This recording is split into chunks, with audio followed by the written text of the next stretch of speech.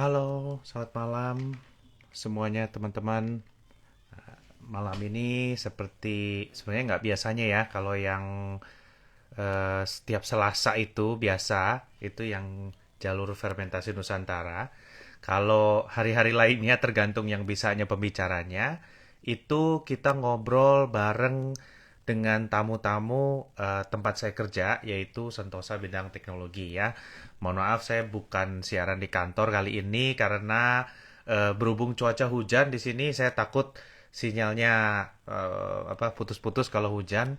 Jadi saya di tempat lain ya, di ruangan lain yang lebih dekat sama wifi-nya. Selamat sore Bu Rai. Nah, hari ini kita akan ngobrol bersama satu orang tamu, yaitu Ibu Amanda Katili. Ya, Amanda Katili Niode.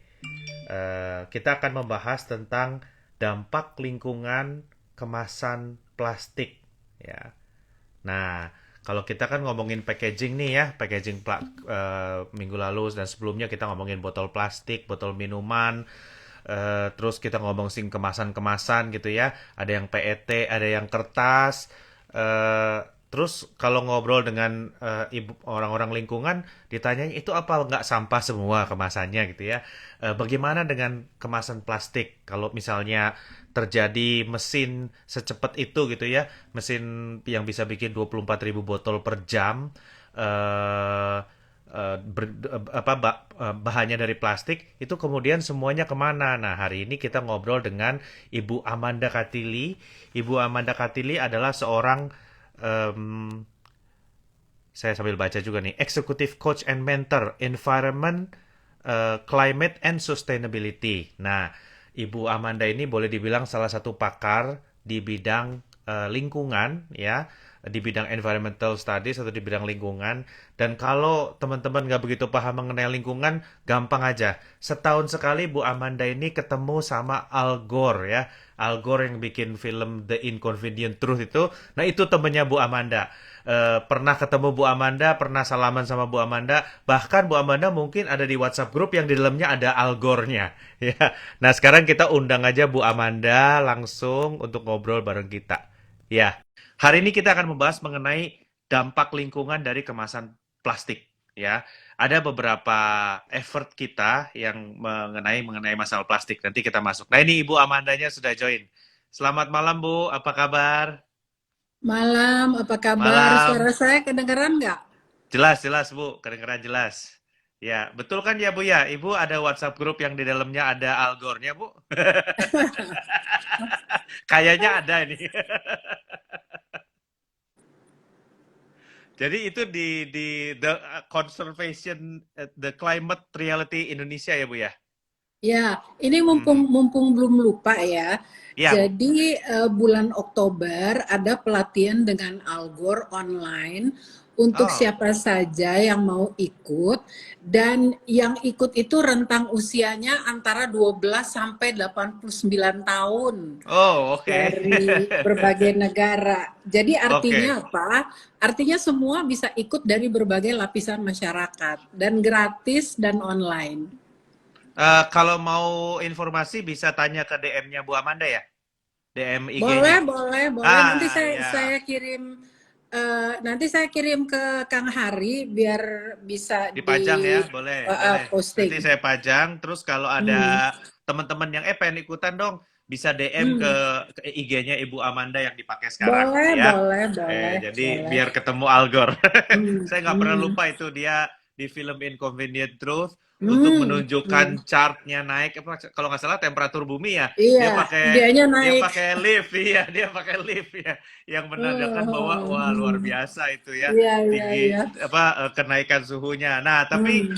kali ini karena Sentosa Bidang Teknologi bergerak di bidang kemasan makanan dan minuman, Bu. Jadi hari ini kan topiknya tentang kemasan makanan ya, kemasan makanan dan Iya. minuman ya.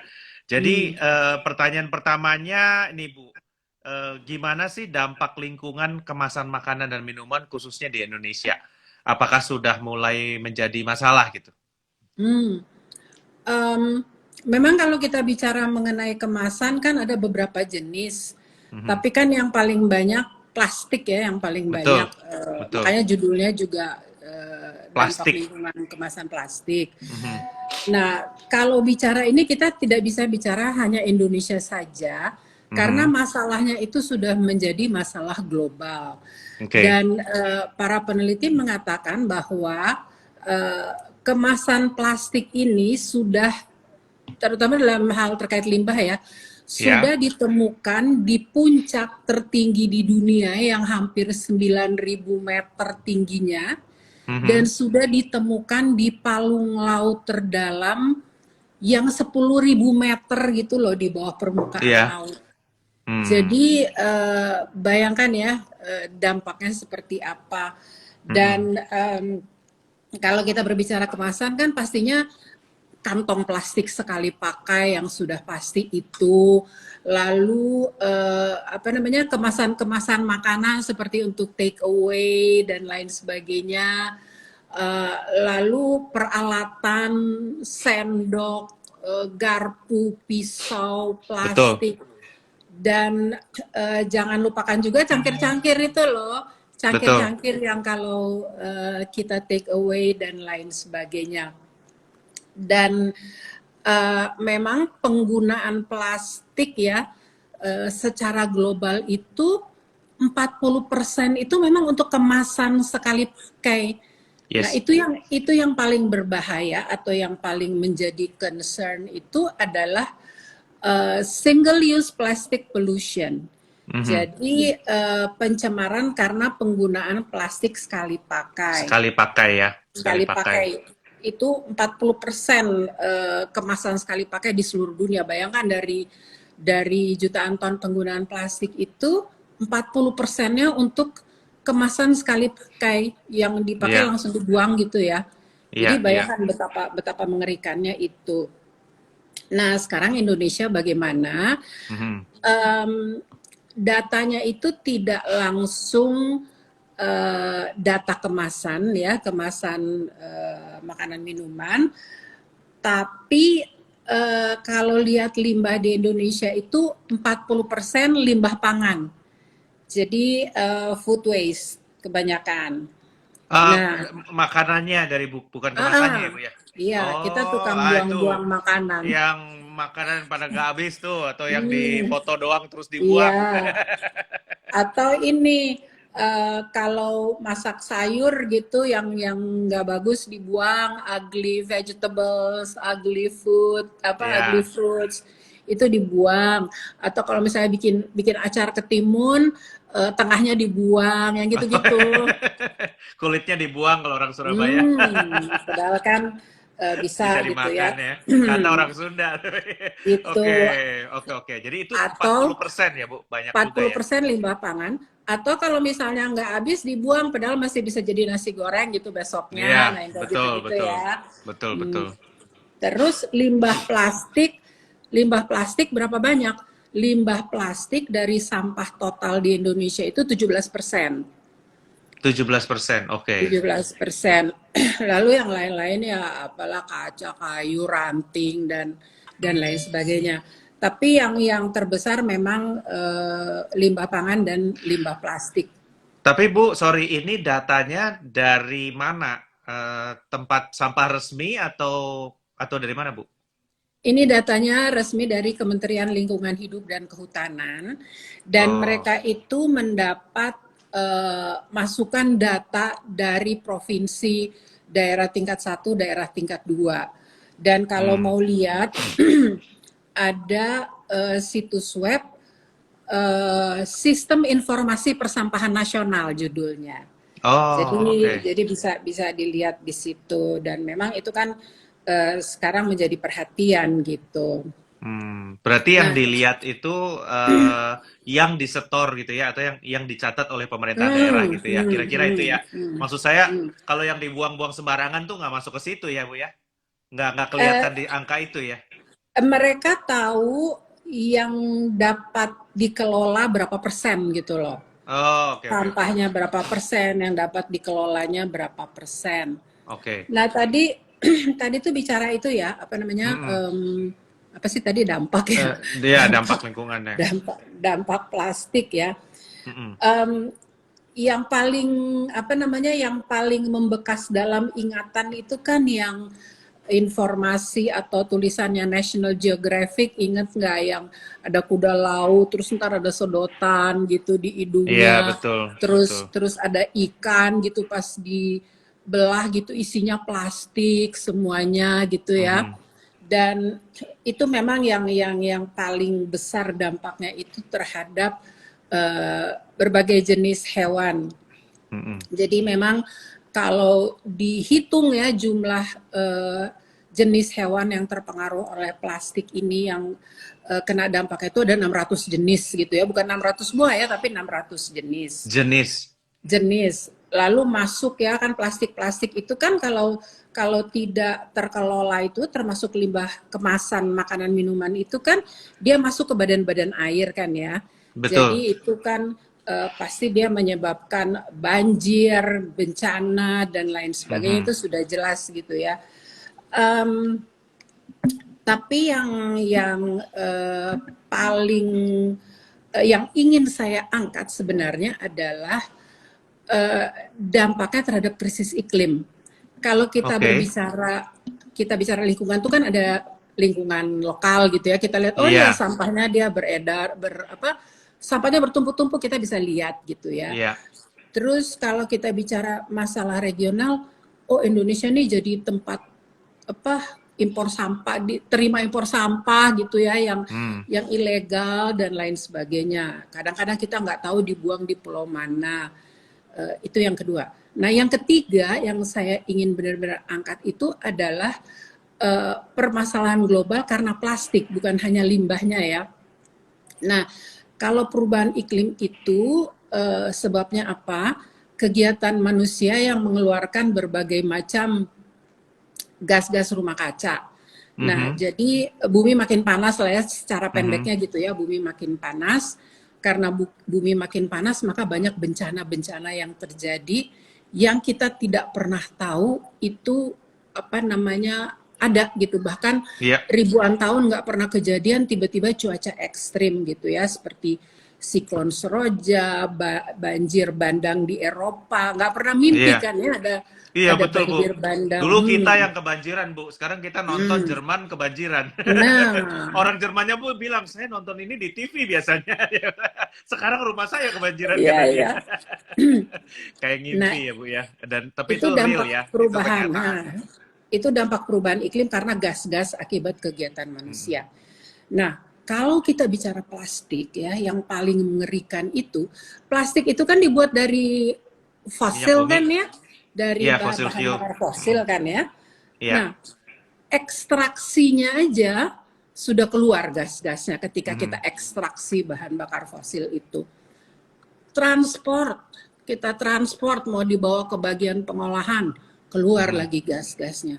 Ketika diolah, dimanufaktur gitu ya, dia menjadi bahan-bahan apapun yang kita gunakan plastik, keluar lagi gasnya. Hmm. Dan yang paling mengerikan, ketika kita asal buang gitu ya, limbahnya itu, gasnya keluar terus itu. Dia kita buang di laut dan lain sebagainya. Dan itu kan jadi mikroplastik kan. Mhm. Dia terurai menjadi mikroplastik. Nah, mikroplastik itu ya dimakan ikan, ikannya kita makan gitu. Jadi kita makan Iya, plastik, iya, kita iya. makan plastik yang kita buang gitu loh. Mhm. Itu dampak dampak lingkungan yang Iya, jadi terbesar itu dari sisi iklim.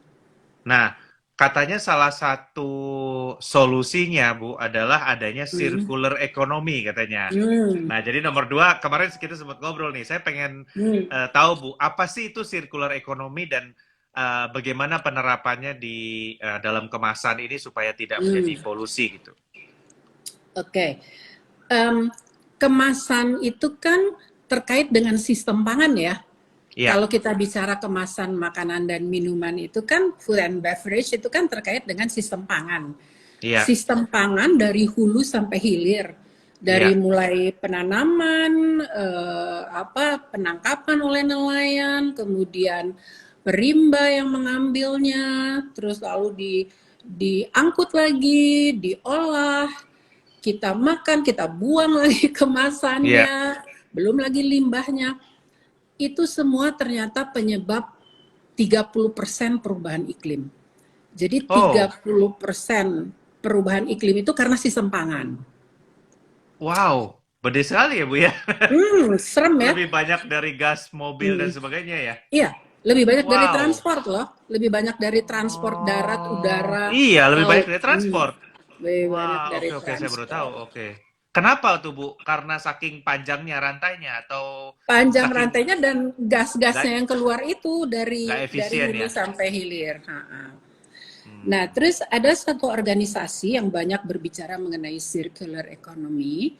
Dia mengatakan bahwa untuk setiap dolar, $1 yang kita keluarkan untuk makanan, kita mengeluarkan $2 untuk biaya kesehatan, lingkungan, dan ekonomi.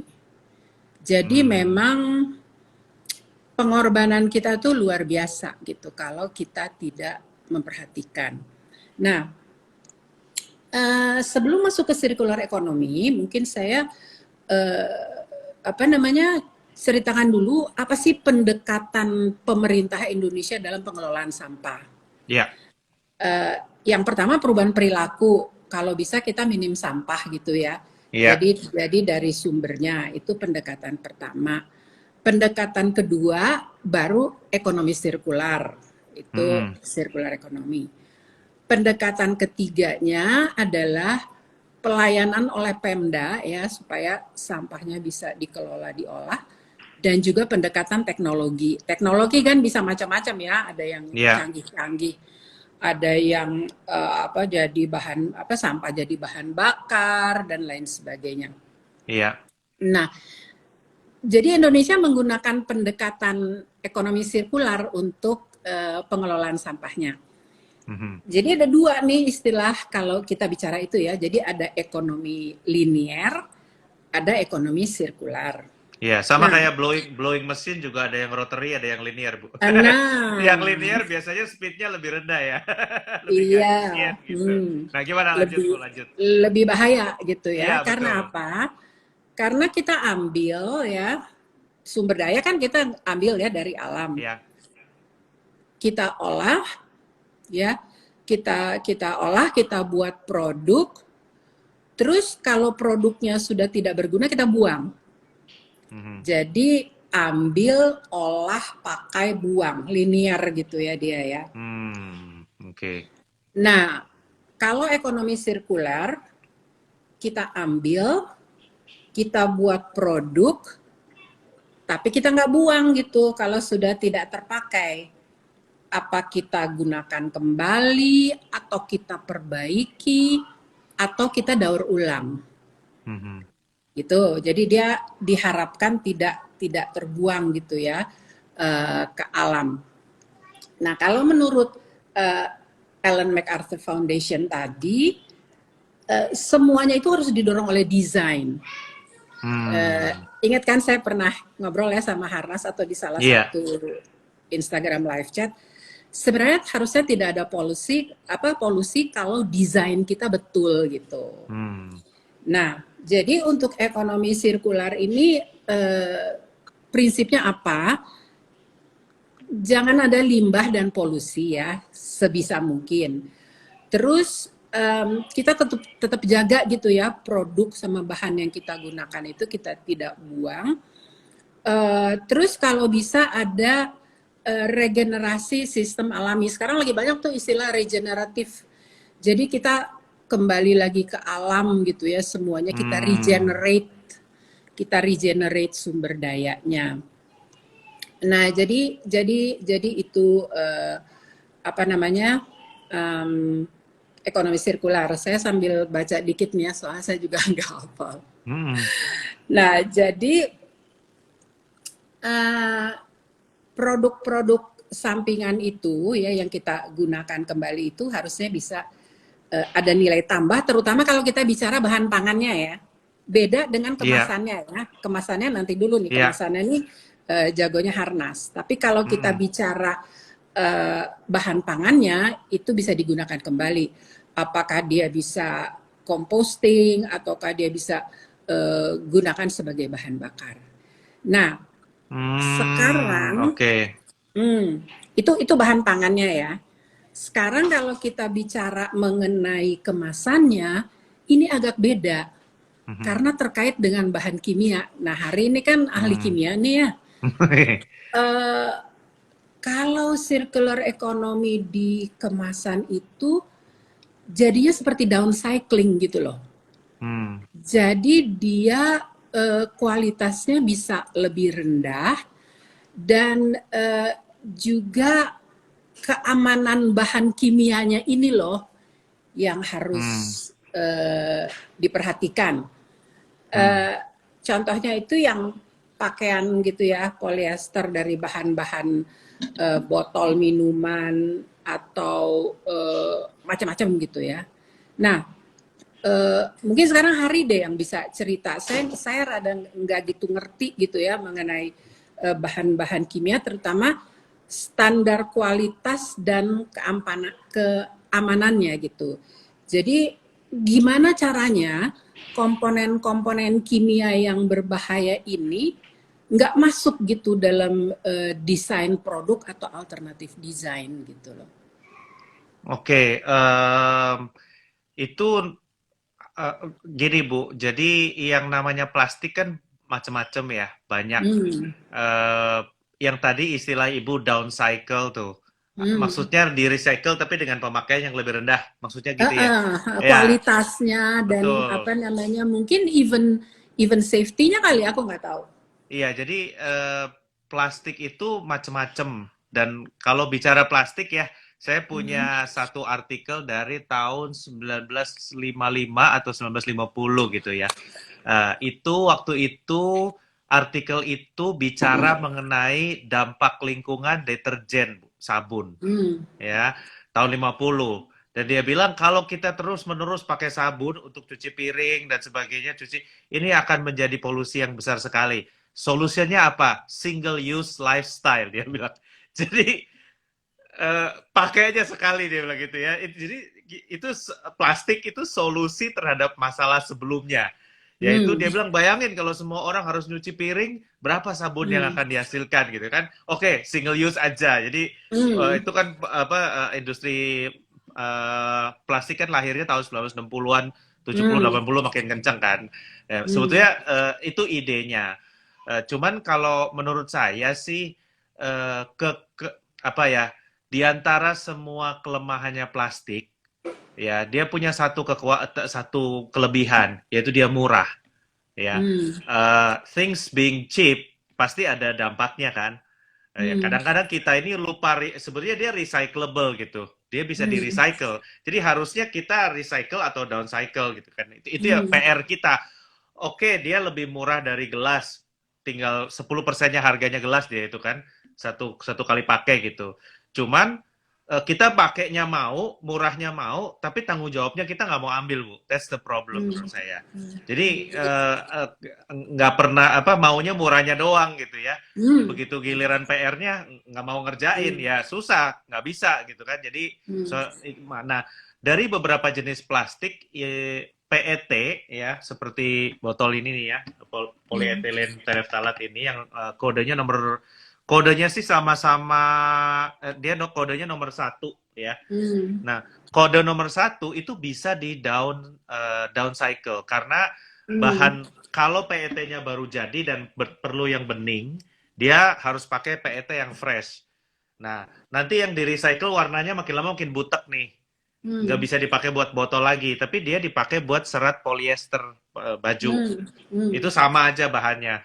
Kalau dari baju udah putus-putus terus, ya masih udah rantainya udah makin pendek, maka dia bisa Hmm. dipakai lagi terakhir jadi polyester serat ban Bu untuk ban mobil Hmm. Hmm. gitu. Jadi bisa di downcycle dan cycle gitu. Nah, itu kelebihannya polyethylene terephthalate atau yang disebut PET itu. Hmm. Nah, nggak Hmm. semua plastik bisa di downcycle ya, Hmm. downcycle seperti itu, Bu. Hmm. Jadi kalau kalau kemasan sih Hmm.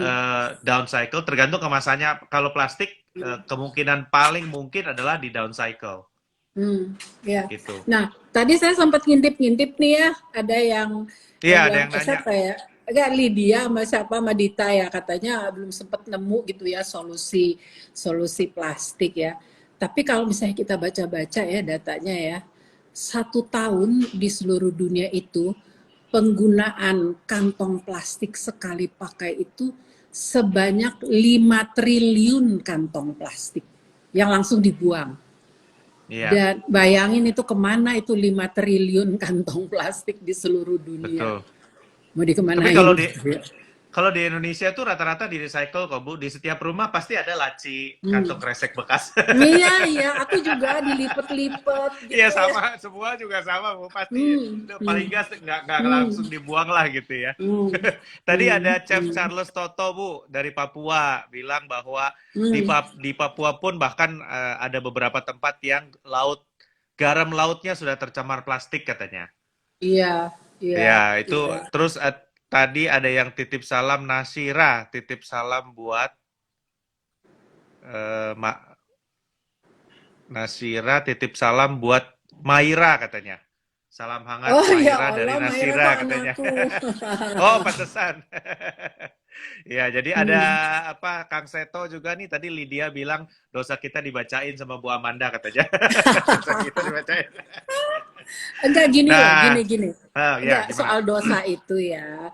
Mungkin bisa aja kan kalau misalnya kita pesen cakalang fufu ke Lydia atau pesen makanan ke Lydia, dikasih deh ke pelanggannya gitu kertas kecil gitu. Kalau misalnya ada kantong plastik, kalau bisa digunakan kembali. Gitu aja deh Oh, buat untuk ngurangin dosa ngingetin, iya dikit. ya, untuk ngingetin Hmm, ya. Kayak di hotel, kalau nggak mau diganti, taruh di hmm, lantai dan sebagainya ya.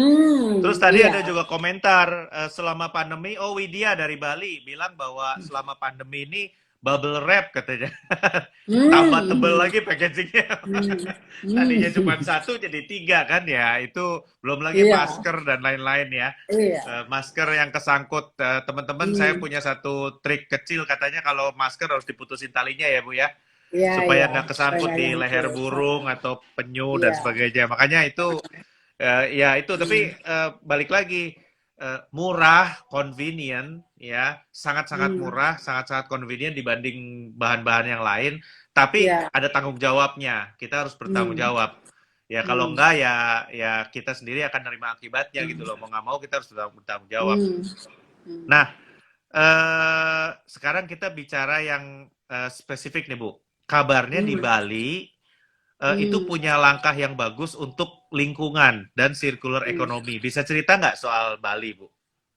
Oke, jadi gini, em, ada 3 pola umum yang untuk mencoba mengatasi masalah lingkungan, termasuk juga plastik ini atau Hmm. kemasan. Yang pertama itu sebagai individu, apa yang kita bisa lakukan. Tadi Lydia udah bilang terima kasih, mau kasih note, itu contohnya Iya, gitu ya. ya itu contohnya betul. Sebagai individu, atau jangan bawa kantong plastik sekali pakai. Kemudian pakai yang kayak gini gitu ya Hmm. untuk minum, ya kayak gitu-gitulah itu kan mudah. Nah, yang kedua itu organisasi atau korporasi. Jadi mungkin hal-hal kecil, tapi kalau semua uh, staf atau pegawai di korporasi organisasi melakukannya kan itu dampaknya lebih besar. Betul. Tapi yang paling besar itu adalah kebijakan, kebijakan policy Mhm. termasuk dari pemerintah atau pemerintah daerah. Nah, kalau kita bicara Bali ya, ini saya juga baca nih ya, um, ada 3 peraturan sekarang yang sudah ada di Bali. Pertama adalah Peraturan Gubernur Provinsi Bali nomor 97 tahun 2018 tentang pembatasan timbulan sampah plastik sekali pakai. Jadi udah nggak boleh tuh sedotan, styrofoam sama sama apa namanya kantong plastik sekali pakai. Lalu ada turunannya juga atau peraturan lainnya, Peraturan Gubernur nomor 47 tahun 2019 tentang pengelolaan sampah berbasis sumber. Jadi dari sumbernya dikurangi. Jadi itu ada kebijakannya. Lalu ada baru juga keluar keputusan gubernur ya tentang pedoman pengelolaan sampah berbasis sumber. Ini masuk ke desa, kelurahan dan desa adat. Bayangkan. Jadi pemuka-pemuka adat itu juga turun tangan. Nah, itu yang membuat Bali sukses. Dalam kenyataannya, sampah di Bali itu 1,5 juta ton per tahun, 48% itu sudah dikelola dengan baik. Kalau yang lain ada yang dibakar dan lain sebagainya. Tapi ada hasil monitoring dan evaluasi yang tadi peraturannya itu ada manfaatnya nggak sih, keluar kebijakan dari pemerintah daerah itu ada manfaatnya nggak sih? Nah, ini diposting di Gerakan Indonesia Diet Kantong Plastik. Jadi mereka monitoring ya, ternyata ada penurunannya ya, ada datanya nih. Uh, Hasil monitoring evaluasi itu menunjukkan ada perubahan perilaku, penurunan konsumsi kresek itu ya, kantong Iya, plastik sekali plastik. pakainya itu sampai 57%. Can you imagine? Wow. 57%. Jadi itu memang kebijakan itu ada pengaruhnya. Hmm. Sedotan tahu nggak turunnya berapa persen? 81% penggunaan Wow. sedotan di Bali menurun. Emang hampir nggak ada ya, betul-betul. Hmm, Menurun, iya. menurun. Styrofoam 70% turun. Nah, tapi memang mereka merasa bahwa penggunaan plastik sekali pakai itu masih banyak di pasar-pasar tradisional. Tradisional, betul. Hmm. Terus belanja online juga biasanya gitu Iya. ya, masih ini. Nah, tapi ini ya balik lagi tadi terkait dengan Lydia yang gimana caranya gitu ya supaya nggak pakai kantong plastik. Di Bali itu ada potensinya kembali ke kearifan lokal, tas dan wadah yang terbuat dari bambu. Sekarang juga udah mulai Mhm. banyak loh kalau kita Iya, pesen-pesen iya, ya. betul. Nah, terutama anak-anak muda ya yang Mhm. lebih peduli. Jadi kalau belum mau berubah kantong dari kantong plastik itu berarti ya bukan milenial gitu ya. Betul, betul. Nah, terus kelapa dan daun pisang itu mereka gunakan gitu ya di Bali. Hmm.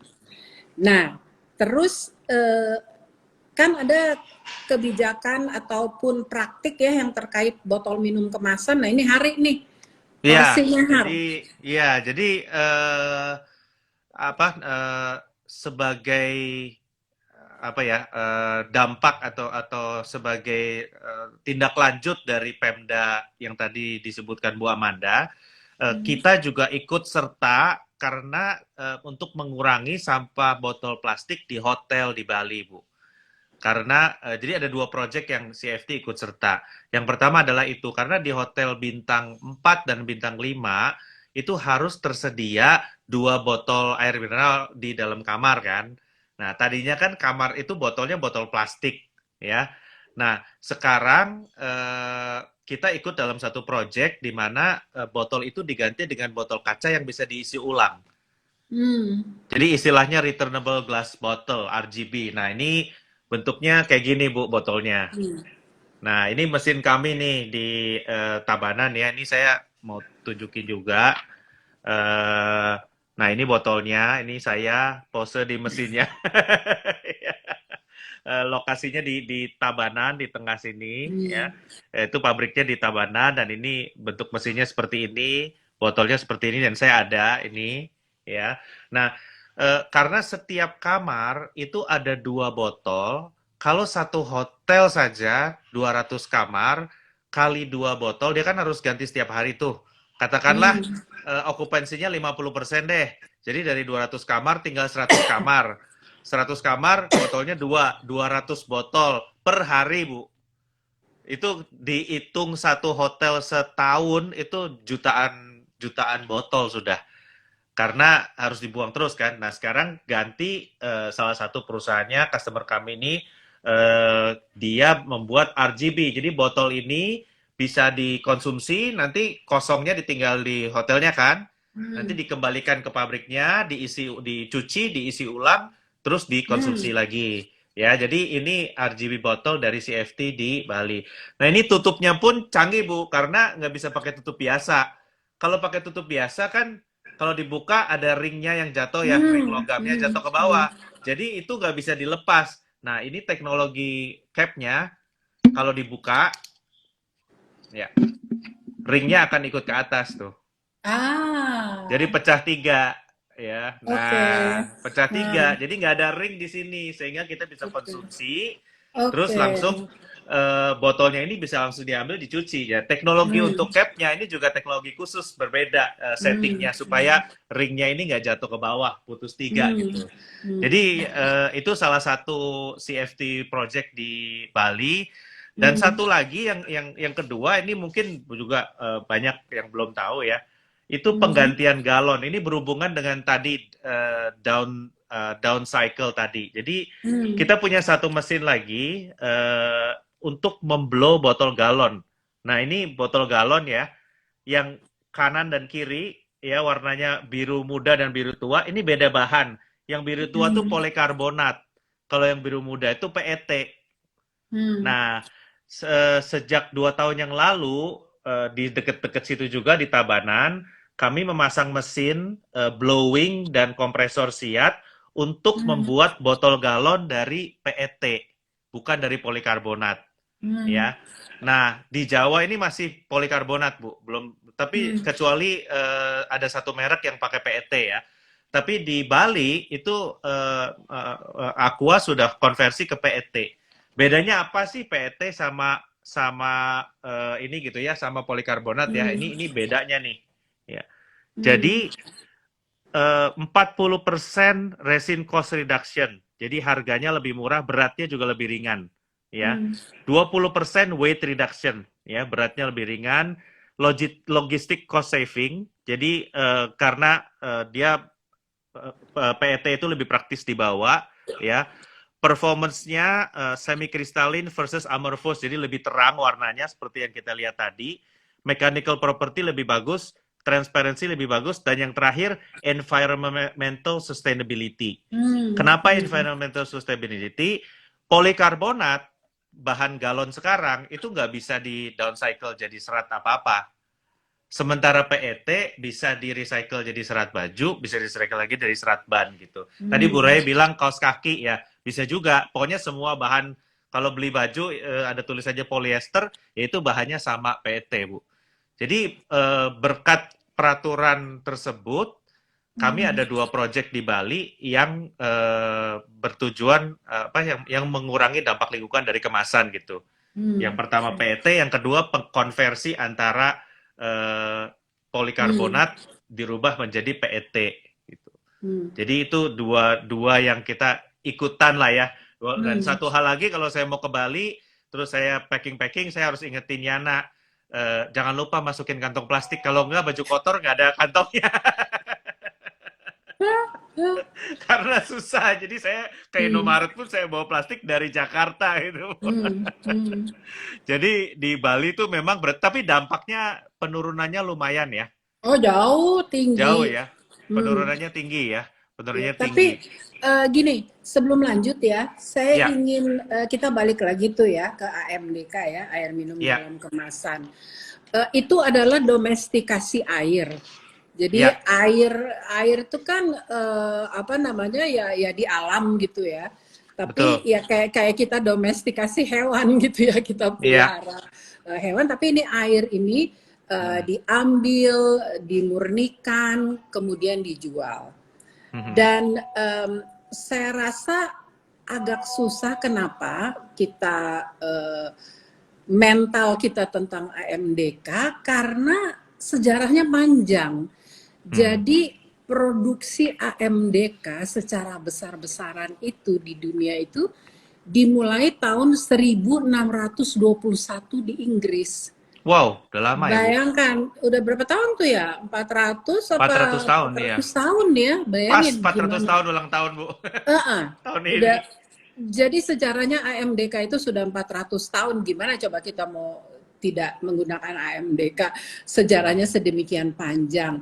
Nah, tapi ada market research yang mengatakan bahwa eh, setengah konsumsi, 50% konsumsi AMDK itu di region Asia Pasifik. Jadi Asia Pasifik Hmm. ini yang paling banyak menghasilkan sampah AMDK ini. Iya. Ya alasannya macam-macam gitu ya. Mungkin apa namanya, terutama masalah kesehatan ya, kan kebanyakan gitu kan ya. Iya, dan Eh, apa eh, kita kan eh, kita kan punya hmm. perusahaan air minum yang airnya tidak bisa diminum. Nah, itu Perusahaan takutnya air cuci itu. harusnya PAC. Iya, iya. Ya betul, dan makin banyak kan unit-unit manufaktur gitu. Iya, betul betul. Ini Jenny ada yang bilang nih, pernah ada beberapa hotel di Bandung dan Bali yang sudah sedia dispenser di tiap lantai, jadi tinggal isi botol sendiri. Nah, Jen, kalau bintang satu, kalau nggak salah ya, tolong benerin kalau salah. Tapi kalau nggak salah bintang 3 boleh kasih galon Hmm. di gang. Tapi bintang 4, bintang 5 wajib ada air di dalam kamar. Hmm. Kalau Hmm. di Singapura, ininya bisa diminum kan, Bu. Jadi ya dia Hmm. boleh-boleh aja gitu. Saya pernah nginep di Hotel Bintang 5 di Singapura, itu airnya bisa, dia sediakan satu, bukan minum di air keran, tapi dia sediakan satu keluaran khusus, dia bilang ini buat minum gitu. Jadi dia Hmm. sediain di kamar. Jadi memang sejarahnya udah 400 tahun ya Bu ya, Hmm. air AMDK. AMDK ya. AMDK itu Hmm. memang udah 400 tahun. Tapi memang ini saya sharing sedikit lah Bu, karena kan saya dari tahun 2010 sudah ikut di industri kemasan minuman ya, terutama ya Hmm. beverage ya. Dan mungkin tadi komentar awal Bu Amanda tadi benar banget bahwa kita butuh desain yang bagus gitu kan untuk satu industri supaya dia tidak jadi polutan gitu. Nah, tahun 2013 itu terjadi booming di minuman-minuman kemasan plastik ya. Kalau kita ingat sebelum tahun itu yang merajai market adalah minuman teh dari botol kaca tuh ya, teh sosro, fresh tea, terus semuanya botol kaca waktu itu. Jadi itu pemainnya masih botol kaca. Lalu yang membuat shifting besar adalah konsumsi masyarakat tuh berpindah. Tadinya beverage paling banyak dibeli di restoran. Makanya dulu Hmm. iklannya apapun makannya minumnya teh botol Minumnya. sosro gitu. Karena penjualan terbanyak minuman itu di tempat Hmm. makan dulunya begitu. Jadi iklan yang paling hits yang itu. Tapi 2012 2013 itu bersamaan dengan boomingnya minimarket, Indomaret, Alfamart, Hmm. Family Mart dan kawan-kawan ya. Nah, minimarket itu tidak menerima recycle botol kaca. Kalau warung masih terima. Makanya Hmm. dulu kalau kita beli di warung tuh ada yang dingin kan, ada kotaknya yang ada esnya gitu, botol kaca semua isinya tuh. Nah, dia mau ngembaliin botolnya, tapi minimarket itu tidak mau menghandle recyclan botol kaca, Hmm. sehingga semua yang masuk ke minimarket harus one way, kecuali botol galon ya, sisanya one way, sehingga konversilah semua orang rame-rame ke botol plastik Bu, gitu. Dan Indonesia itu kan biasa begitu apa ya, begitu ada switch satu langsung semua ngikut kan. Wah itu Rata. menggulung luar Hmm. biasa itu tahun tahun 2013 itu. Kita sendiri ya waktu itu saya masih kerja, saya sendiri aja waktu itu, kami sendiri satu tahun bisa menjual 20 sampai 25 unit Wow, kompresor, banyak yang banget. artinya 25 unit mesin blowing, yang satunya speednya tuh 24.000 botol per jam kira-kira. Oh. Itu kita doang, belum lagi jadi satu tahun Hmm. ada 30-40 line masuk ke Indonesia Hmm. dengan kapasitas 24.000. Ya, ya mau gimana ya Bu ya, pasti overflow lah kalau begitu. Jadi itu yang menyebabkan terjadi. Nah sekarang mungkin karena banyak kesadaran tentang lingkungan, salah satunya dari Bali, orang-orang mulai mulai mikir nih, oh ya ini ada Hmm. alternatif nggak gitu. Makanya ada yang Hmm. review canning, ada yang review gelas gitu ya, karena kita sendiri udah merasa ini kayaknya udah kebanyakan nih. Nah, nah eh, berikutnya Bu. Nah, saya pernah dapat selentingan nih dari orang Itali nih waktu kita dapat project yang ini ya, yang botol kaca. Terus Hmm. orangnya menjelaskan bahwa ini adalah untuk kebaikan lingkungan, gini-gini. Terus satu lagi project di mana di Bali kan, yang project satu lagi polikarbonat ke PET untuk kebaikan Hmm. lingkungan di Bali lagi. Orang Italinya nanya, kenapa kok project lingkungan di Bali semua ya? Padahal kan sampahnya lebih banyak di Jawa katanya gitu. Saya jawabnya simpel aja, karena kalau dilakukan di Bali semua dunia mendengar gitu ya. Kalau di Jakarta nggak ada yang peduli, saya bilang gitu. Nah, menurut Ibu nih Bu, daerah lain nih, terutama di Jawa ya, karena populasi kan paling banyak di Jawa. Hmm, Bagaimana supaya daerah lain bisa terpacu untuk peduli lingkungan seperti yang terjadi di Bali? hmm, hmm. Em, untuk ini saya belajar ya dari ada seorang tokoh agama, saya nggak usah sebut namanya, tapi beliau itu memang berkecimpung dalam apa namanya sampah ya, pengelolaan sampah, Hmm. public outreach dan lain sebagainya. Lalu dia mengatakan dalam menghadapi berbagai masalah ini, kan orang tanya kenapa sih sudah ada campaign dan lain-lain kok tetap aja gitu ya orang menyampah. Hmm. Lalu dia katakan, pertama, sudah karakter manusia untuk harus selalu diingatkan. Jadi jangan Ya. bosan-bosan gitu ya.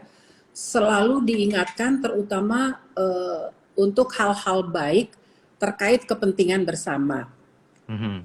Kemudian yang kedua, eh, hal-hal yang baik yang akan kita lakukan itu harus dimudahkan. Nah, Hmm. bagaimana mudahkannya ya? Kalau misalnya untuk recycle dan lain sebagainya, pasti kan harus ada tempat-tempat atau kalau misalnya apa namanya, apakah tersedia gitu eh, botol kaca. Kalau semuanya ada plastik ya pastinya orang beli plastik gitu ya, Hmm. karena itu kita tidak dipermudah.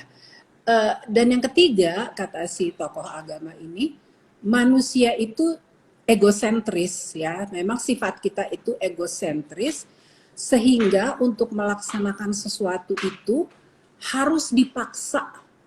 dengan hukum dan penegakan hukum dan Betul, peraturan. betul. Tadi kita udah lihat ya contoh Bali Mhm. bahwa itu Mhm. menurun. Tapi kan sekarang pertanyaannya di Jawa bagaimana ya? Betul. Nah, sampai saat ini ada 56 kabupaten dan kota yang sudah menerapkan peraturan tentang kantong plastik sekali pakai. Dan ada 2 provinsi yang dalam tingkat provinsi itu adalah Provinsi Bali dan Provinsi DKI Jakarta. Tadi kita sudah lihat ya hasilnya bagaimana di Bali. Sekarang kita lihat Jakarta, ini datanya juga dari Indonesia Youth Kantong Plastik. Ada peraturan gubernur nomor 142 tahun 2019 tentang judulnya nih ya, kewajiban penggunaan kantong belanja ramah lingkungan di Jakarta. Iya. Ini sudah berlangsung selama 1 tahun. Hasilnya gimana? Mhm.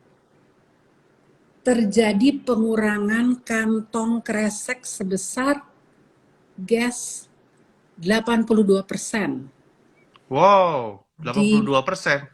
pusat perbelanjaan toko swalayan dan pasar rakyat. Oh, itu karena PPKM apa karena plastiknya hilang? Karena peraturan loh, udah Karena setahun peraturan ya? peraturannya. Oh iya, oke oke. Dan ini kan ada monitoring evaluation-nya. Iya. Nah, gimana di tingkat rumah tangga? Cek deh di rumah tangga masing-masing, di rumah masing-masing. Mhm. Ternyata datanya itu pengurangan kantong plastik sekali pakai di tingkat rumah tangga di DKI itu 42%. That's Menurun. a big number, menurun 42%. Wow, top ya. Berarti sudah ada Bu Hmm, ya effort ke situ ya. hmm, hmm. 82%. Jadi memang Betul. peraturan itu jelas. Tadi Ya. saya bilang ada 3 kan. Kita sebagai individu, kita sebagai organisasi atau perusahaan, kemudian yang paling mantep top markotop itu ya kebijakan Peraturan. pemerintah. Hmm. Betul. Betul. Betul. Ya itu Bu. Tadi kan saya bicara mengenai plastik itu murah ya. Ah, To be hmm, honest, hitung-hitungan ekonomi nih, bikin botol kaca begini, nggak mungkin, hmm, Bu. Kalau tidak dikasih insentif atau tidak ada hmm, peraturan, tidak mungkin dia lebih murah atau lebih lebih cost efektif daripada botol plastik. Nggak mungkin. hmm, hmm, Karena harga gelas sama plastiknya jauh banget gitu. hmm, Ya, satu-satunya cara atau perusahaan bisa mau berjibaku bikin gini, ya harus ada peraturan, Bu, betul. hmm, Ya kan, supaya diarahkan gitu ya, hmm, diingatkan nih jalurnya gitu. Ya udah hmm, ikut gitu kan. Ya kalau nggak begitu, atau dibiarkan hukum ekonomi aja, siapa yang termurah menang. Ya nggak bakal ada orang bikin botol kaca, Bu. Semua orang pasti Hmm, botol plastik. plastik. Tapi senang dengernya bahwa Jakarta turun 82% dan konsumsi turun 40% lebih di rumah tangga. Berarti bisa dibilang berhasil ya, Bu ya? Dampaknya sangat Setahun besar ya. loh, itu setahun. Setahun Mungkin ya. kalau 2 tahun dia bisa bisa lebih banyak lagi. Jadi lebih banyak lagi ya. Oke, Bu. Top. Hmm. Berarti sudah ada effort seperti itu ya, Bu ya. Hmm. Ya ada. Itu apa namanya? Seneng lah dengernya. Nah, sekarang pertanyaan berikutnya, Bu. Bagaimana sirkular ekonomi bisa membantu dunia usaha untuk lebih memikirkan lingkungan dan sustainability? Sustainability itu kan kita memenuhi kebutuhan kita sekarang, Mhm, tapi tetap memperhatikan kebutuhan generasi mendatang, mhm, terutama dalam hal sumber daya alam dan juga kebutuhan sosial dan ekonomi. Itu prinsipnya mhm, sustainability. Nah, gimana caranya supaya bisnis itu lebih memperhatikan? Eh, Belum ada cara lain kecuali mereka mempunyai growth mindset. Kita kan tahu Oke, kan yang ada fixed mindset, growth mindset. betul. Harus open to the ideas tentang Mhm, ekonomi sirkular ini. Jadi bukan hanya tentang efisiensi material dan juga apa namanya pengurangan emisi, tapi ada beberapa hal gitu manfaatnya. Saya baca ya, soalnya saya juga nggak gitu hafal. Jadi itu jelas ya melindungi kesehatan manusia dan juga mhm, biodiversity ya. Karena kan mhm, tadi 600 jenis spesies terpengaruh gitu ya oleh betul. plastik itu mereka terancam. Eh, Kemudian tadi kan yang Hari terangkan tentang proyeknya perusahaannya Hari itu circular economy. Hmm, Kelihatan kan penghematan biayanya, betul. kemudian hal-hal lain yang menguntungkan. Dan juga ada apa namanya employment opportunities itu ada dan pelanggan mulai mencari ya terutama yang milenial sekarang Mhm, Gen Z millennials itu mencari dan memang kan bisnis sekarang itu kan triple bottom line people planet and profit betul. jadi profit oke lah kita tahu gitu ya profit Mhm, people itu bukan hanya pemegang saham, tapi juga komunitas kita, kemudian pelanggan dan lain sebagainya. hmm, Nah, yang planet ini penting karena apa? Karena bisnis itu tergantung pada alam. Jadi betul. 60% materi dari bisnis itu diambil dari alam. Dari mana lagi coba Betul, kalau kita betul, nggak ambil dari alam? betul, Jadi itu yang nah tadi itu yang kata si tokoh agama itu dia tetap gitu harus harus diingatkan. betul, betul. Oke, Bu. Jadi menarik banget ya pembicaraannya dan berikutnya ada sesi laser coaching ya, Bu. Kita masih ada waktu Masih, ya berapa menit lagi masih, sih? masih, masih ada waktu, Bu. Masih santai aja. Kira-kira 15 menit lah masih bisa. Ya oke. Okay. Ya, Aku mulai ya. Jadi ya gini. siap teman-teman. Nah ini bisa menyimak apa yang namanya laser coaching. Jadi gini kalau misalnya seperti tadi ya uh, kita saling berbagi informasi. Mhm, Kemudian saya menyampaikan begini loh caranya, begitu loh caranya gitu ya. hmm, Karena kebetulan kita kita sama-sama belajar ya Har. mhm. Kita satu alma mater dari ITB gitu ya. Jadi Iya betul. gayanya gaya oh Gaya begini loh ITB. secara teknologi dan lain sebagainya. Iya. Kayaknya sotoy banget gitu ya. Iya, sales sales so tahu Bu kalau di Ah, bisnis ini aja saya sales so sales so tahu tahu gitu. lulusan ITB. Iya. Secara waktu masuk di gerbang Ganesha, selamat datang putra putri terbaik bangsa Iya, gitu ya. betul. Jadi kayaknya paling numpang jagona gitu ya kalau Iya, bahasa betul. ini. Nah, tapi kalau coaching nggak gitu. Mhm, Kebetulan saya coach ya, saya eksekutif coach dan juga mentor ya. Yang tadi itu lebih banyak ke mentoring. mhm, We don't tell people what to do, tapi kita sama-sama dengan mitra kita kita berbicara, kita menggali gitu ya dari mitra. Anggap saya coachnya, kemudian Hari coachingnya atau mitra. Mhm. Kemudian kita sama-sama eh, apa namanya berdiskusi gitu, menggali potensi gitu tentang satu isu. Mhm. Nah, awalnya tentunya saya bertanya pada Hari, setelah kita berbicara nih 1 jam, Hari ingin bicara tentang apa nih isu yang menurut Hari harus dipikirkan, kemudian harus digali, dan lain sebagainya. Hmm, dampak polusi plastik, Bu. Mm-mm. Polusi Dan plastik. terhadap apa dan di mana gitu loh. Em, terhadap lingkungan di Indonesia lah ya, kira-kira. Hmm, hmm. Nggak kegedean tuh Indonesia. Ya, karena apa ya? Kalau orang Indonesia kan satu negara tuh kan rata-rata habitnya sama, Ibu.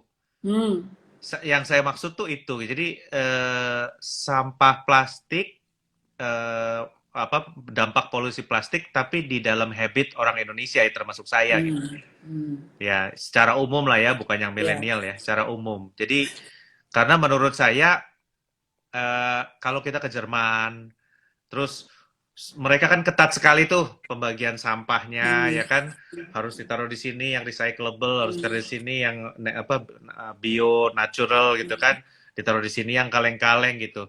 Tapi penduduk mereka kan 80 juta, ya hmm, bagus sih, tapi ya cuman segitu doang gitu hmm, ya.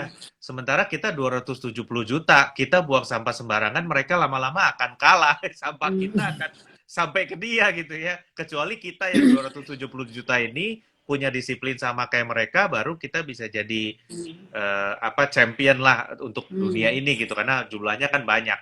Makanya habit kita itu Bu yang saya sih selalu di kepala saya pikir oke, apa yang bisa diperbaiki ya dari sini gitu.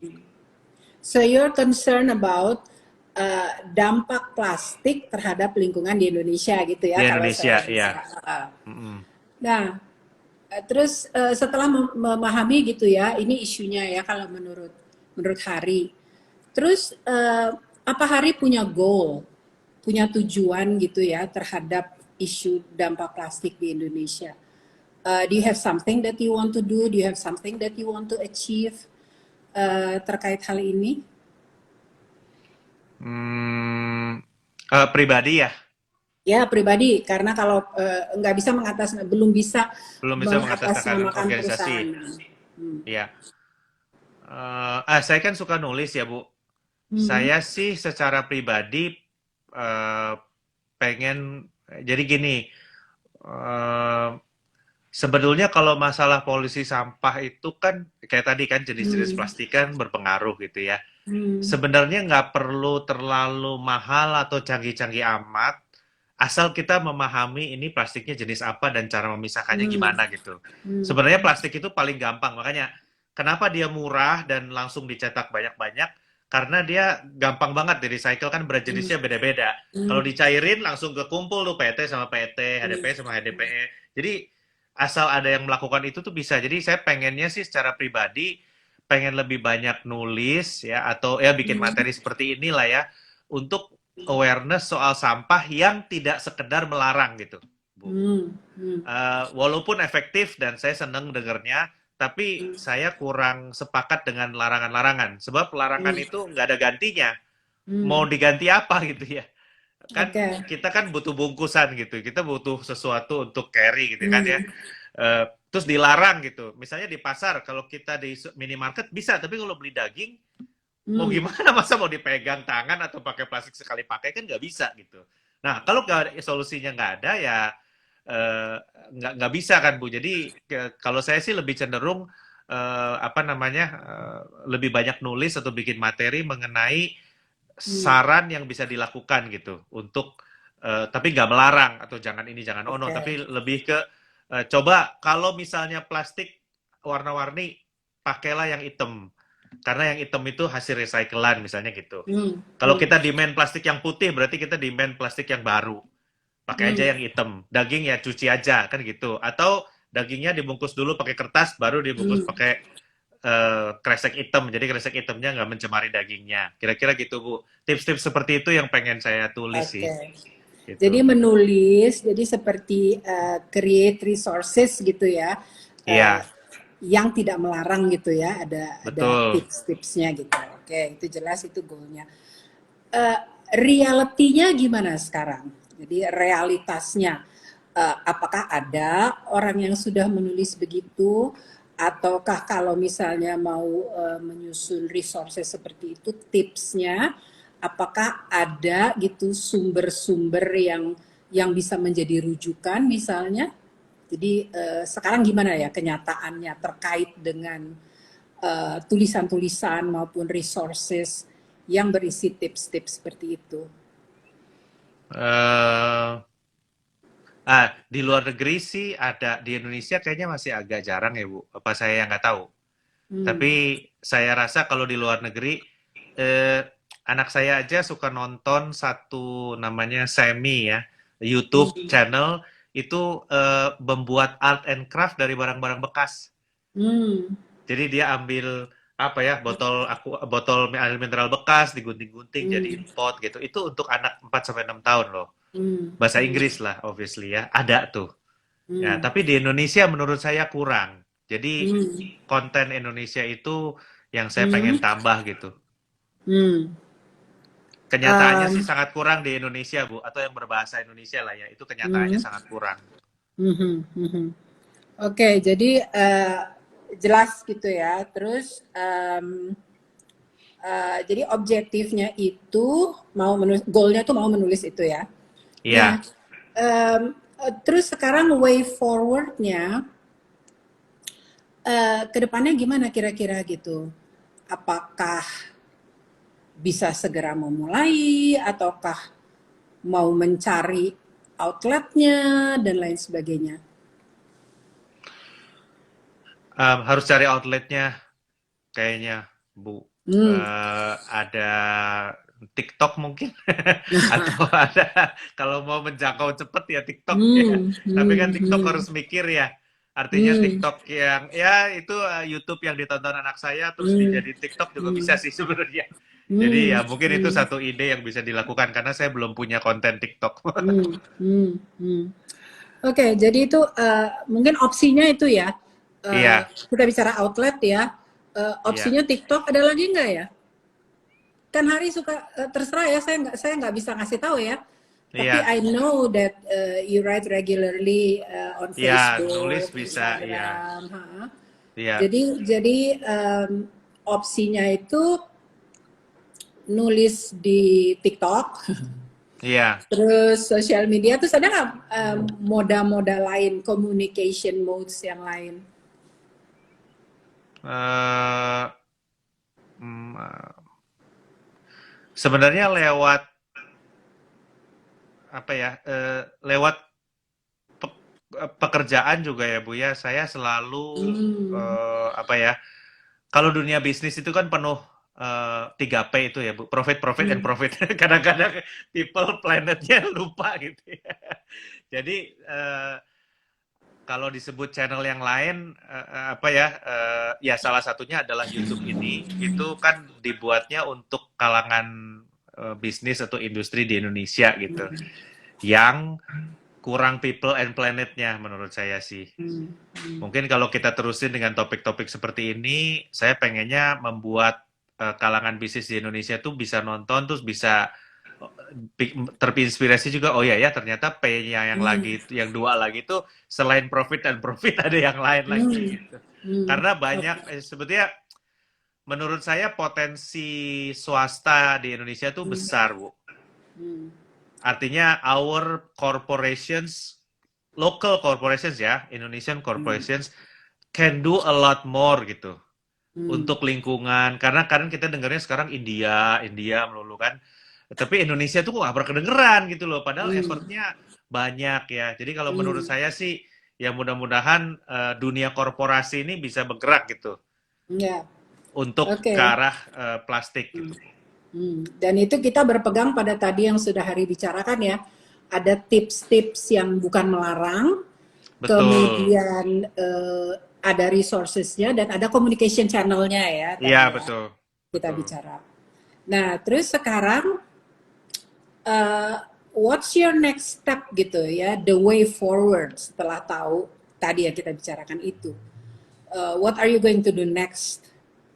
Minggu depan deh misalnya. Hmm. Jadi kita kan nggak tunda-tunda gitu ya. Iya. So what are you going to Eh, do next? Way forwardnya gimana?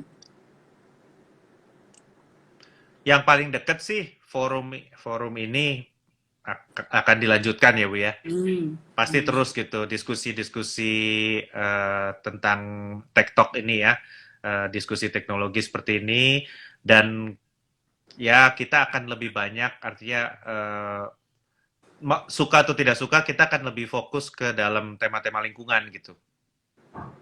Ya, karena Oke. tema-tema lingkungan. Jadi, Jadi itu yang jadi, akan kita lakukan. oke. Jadi minggu depan ada TED Talk lagi ya.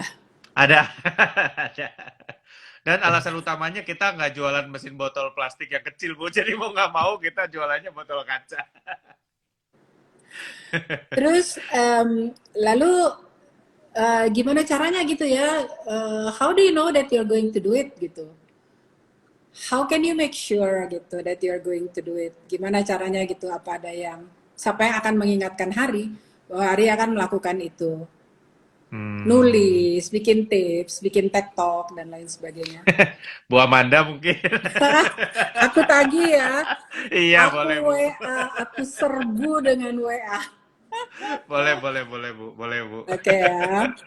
Boleh, Oke, boleh. jadi itu memang ya itulah ya coaching gitu ya. Mhm. Jadi ini laser biasanya coaching itu 1 jaman beberapa kali gitu ya, enggak tapi ini namanya laser coaching. Mhm. Straight to the point. Nah, Iya. terus terakhir mungkin ya sebelum kita ditendang oleh Instagram ini, Iya. bisa kasih feedback nggak? What's your thought, your impression? What have you learned from the laser coaching yang singkat ini?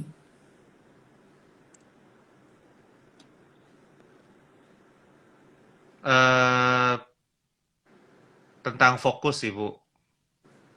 Artinya Hmm. ide sih banyak ya, tapi Hmm. yang Ibu Amanda lakukan kan secara singkat merubah ide jadi action plan, terus ada Hmm. timelinenya gitu ya. And that's menurut saya itu yang penting gitu. Hmm. Ya, Hmm. kita ini kan punya kebiasaan kalau ngomong panjang lebar ya Bu ya. Bla bla bla bla gitu kan. Tapi itu terus kapan? Terus mau apa? Hmm. Begitu Hmm. ditanya begitu, dari 10 cuma satu yang jawab. Padahal idenya udah banyak So, banget ya. padahal idenya udah banyak banget betul. And that's a part of our culture kayaknya ya, Hmm. yang Hmm. harus Hmm. diperbaiki gitu. So sangat saya seneng banget dalam waktu singkat bisa berubah jadi action plan gitu Bu. Itu yang Oke, buat saya saya tagih ya minggu bermanfaat. depan. Ya Bu, bisa.